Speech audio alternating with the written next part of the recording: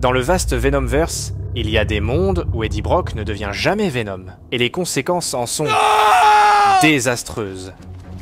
Bonjour à tous et bienvenue dans la tanière du vilain geek. Bon, aujourd'hui, pour continuer dans la saga Venom War que nous avons commencé avec les retrouvailles de Peter Parker et Venom, on doit prendre un petit pas de recul, pour bien comprendre les enjeux multiversels au cœur de cette saga. Parce que l'épicentre du conflit est axé sur la vision de Dylan Brock, le fils d'Eddie, à propos de son père, voyant à quoi ressemblerait l'univers s'il devient l'effroyable King in Black, alias l'éventualité, soit le fruit ultime de son alliance avec Venom. Et à l'inverse, Eddie Brock reçoit une vision selon laquelle son fils, Dylan, est celui qui allait détruire l'univers si jamais il devenait l'hôte de Venom.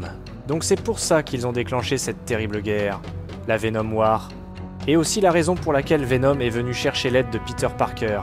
Sauf que là, je vous transporte dans un tie-in important de la saga, un moment durant lequel l'éventualité, la version King in Black d'Eddie, fait comprendre à Eddie du présent la vraie raison pour laquelle il doit absolument devenir l'hôte ultime de Venom. Non seulement pour accomplir son destin, mais pour empêcher le pire. Il lui fait voir une multitude de réalités dans lesquelles Venom est laissé à lui-même sans Eddie, et le désastre qui en découle. Et même si la saga du Venomverse Reborn n'est pas directement liée à Venom War, elle nous donne néanmoins un aperçu de la motivation d'Eddie, et pourquoi il devient le King in Black, ou l'éventualité, tout en nous donnant une fenêtre vers des univers terriblement fascinants, dont celui que je vous présente à l'instant, dans lequel Venom, sans aucun hôte, devient une menace assez dévastatrice pour littéralement tuer les Avengers. Mais juste avant, soyez sympa et faites-moi signe que vous êtes prêts pour ce nouveau chapitre à vous glacer le sang, en appuyant sur le pouce bleu avec la rage déchaînée de Venom. Et si tu n'es pas encore abonné à la tanière du vilain geek, bah qu'attends-tu? La communauté grandit et elle n'attend que toi. Mais là, fini les blablas, c'est parti! Bruce Banner sait parfaitement ce que ça fait d'être un monstre. Mais l'horreur qui se trouvait devant lui dépassait tout, même l'incroyable Hulk. Captain America avait été complètement déchiqueté, ses entrailles à l'air. Le cœur de l'Amérique avait littéralement disparu. Mais Bruce n'avait absolument aucune idée de qui avait fait ça. Black Widow et Hawkeye étaient incrédules devant cette tragédie. Ils voulaient des réponses. En investiguant la scène du meurtre, Bruce réalise que le Queen Jet de Cap s'était posé il y a environ 1 heure. Selon Black Widow, le corps de Cap semblait dans cet état depuis environ la même période de temps. Bruce a décidé qu'il devait vérifier la caméra de surveillance. Il ne pouvait que supposer que le complexe avait été compromis, même s'il pouvait y avoir une autre explication. Mais il ne voulait même pas y penser pour le moment. D'après le journal de bord de l'appareil, Captain America revenait tout droit de l'Arctique. Bruce se demandait si ses camarades Avengers savaient ce que le héros était allé faire là-bas. Mais Hawkeye n'en était pas sûr, même si une fois, le vieux avait parlé du fait qu'il avait été enterré là-bas pendant des lustres. Cap était un gars plutôt sentimental et sincère. Donc de temps en temps, il aimait visiter la région, car il la considérait comme sa propre tombe. C'est quelque chose qui lui donnait du recul et lui rappelait de mieux profiter de sa vie. Mais quelles que soient ses intentions, Hawkeye s'exclame que ça n'a clairement pas marché très fort pour lui. Mais Black Widow intervient en disant qu'ils devront attendre pour pleurer. Parce que pour le moment, l'important était de comprendre ce qui s'était passé. C'est alors qu'il remarque que selon la surveillance, le vaisseau s'est posé. Mais personne n'en est jamais sorti. Bruce s'est tourné vers Black Widow et a cherché à confirmer que c'était bien elle qui l'avait trouvé. Puis il lui a simplement demandé pourquoi elle était allée dans le Queen Jet. Mais Natasha a clairement indiqué qu'elle n'appréciait pas le ton suspicieux de Bruce. Néanmoins, Banner a insisté sur le fait que Captain America était mort et qu'elle était la seule à être entrée dans l'appareil. Folle de colère, la super espionne l'a attrapée par le col et a hurlé, à sa défense, qu'elle et Cap étaient censés s'entraîner à la salle de sport et qu'elle était simplement allée le chercher. Offusquée, elle a demandé s'il croyait vraiment qu'elle tuerait son propre ami. Natasha a balancé Bruce contre le poste de contrôle et a crié que si elle avait voulu tuer qui que ce soit parmi eux, il n'y aurait aucun cadavre à trouver. Bruce a fait de son mieux pour contenir la rage de Hulk, alors qu'elle soulignait que les tueries sanglantes, c'était plutôt le style du gros ver de toute façon. Hawkeye les a enfin séparés et a insisté sur le fait qu'ils devaient informer leurs camarades Avengers de ce qui s'était passé. Bruce s'est excusé. Et Hawkeye a ajouté que ce n'était pas le moment de se taper dessus. Et c'est alors qu'ils se sont dirigés vers Tony Stark, sachant qu'il leur a dit qu'il serait au labo toute la nuit, et c'est exactement là qu'ils l'ont trouvé. Bruce ne savait pas comment lui annoncer la nouvelle, mais quand il a baissé les yeux, la situation n'a fait qu'empirer. La flaque rouge dans laquelle il a marché a commencé à le paniquer. Du sang coulait de l'armure de Tony, tandis que des mouches l'entouraient. Bruce a appelé Jarvis et l'assistant artificiel a répondu avec hésitation.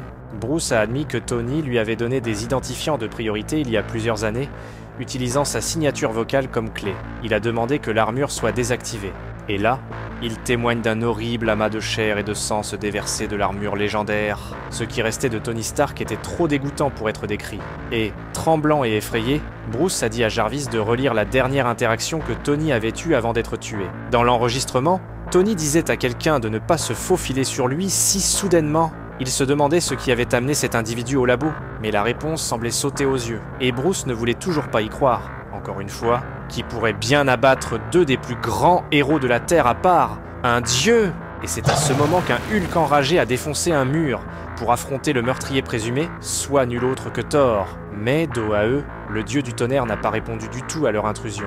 Hulk a attrapé le soi-disant traître, mais les restes liquéfiés de la divinité ont suffi à terrifier le géant vert, qui décida de laisser sa forme, réalisant que seul Banner pouvait résoudre un tel mystère. Mais Bruce était toujours paniqué lui-même, donc il était lent à reconstituer les indices. Mais avant même de pouvoir émettre une hypothèse, Hawkeye a levé une flèche en adamantium dans sa direction. Cette flèche est un dernier recours qu'il gardait si jamais Hulk pèterait un câble. Et selon lui, c'était la seule explication. Mais Bruce a supplié son ami de l'écouter, disant que ce n'était pas lui l'assassin, mais Clint savait avec certitude que ni lui ni Black Widow étaient assez puissants pour tuer un dieu d'Asgard. Bruce a essayé de le calmer. Il leur explique que Cap, Tony et Thor ont tous été tués de l'intérieur. Donc seule une chose microscopique aurait pu rentrer dans l'armure de Tony. Et seule une chose indétectable aurait pu liquéfier Thor de la sorte. Hawkeye a demandé l'avis de Natasha. Mais c'est alors qu'elle leur montre son sourire monstrueux et surdimensionné. Et sauvagement, elle tue Hawkeye. Ensuite, elle laisse tomber ses armes et fait signe à Bruce de faire revenir Hulk, expliquant qu'elle garderait Hawkeye à grignoter pour plus tard.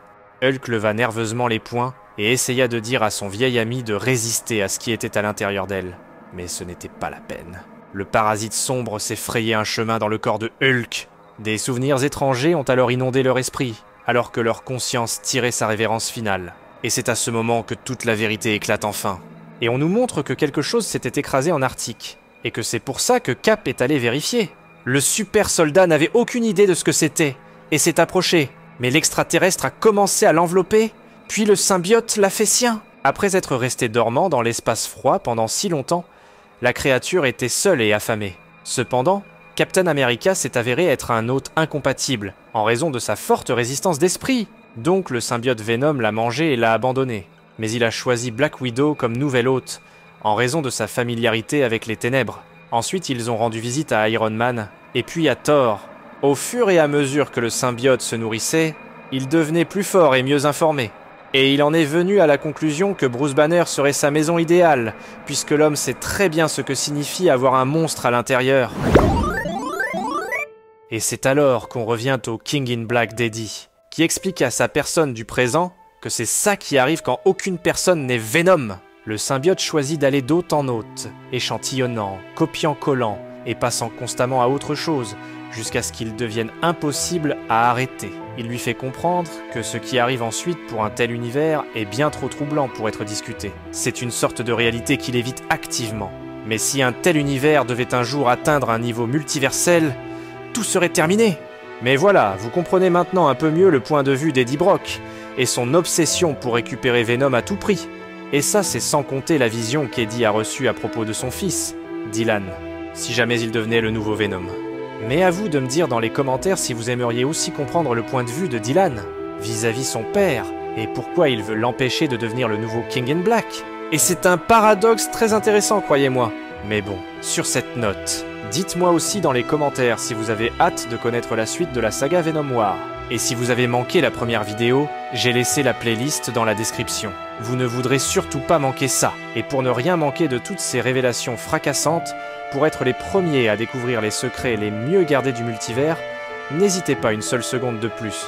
Abonnez-vous sans plus attendre à la chaîne et activez la petite cloche de notification. Si ce n'est pas déjà fait, vous ne serez absolument pas déçus je vous le garantis. Et il en est de même pour ma prochaine vidéo, juste au coin de l'écran. Allez, je me calme. Ciao les amis.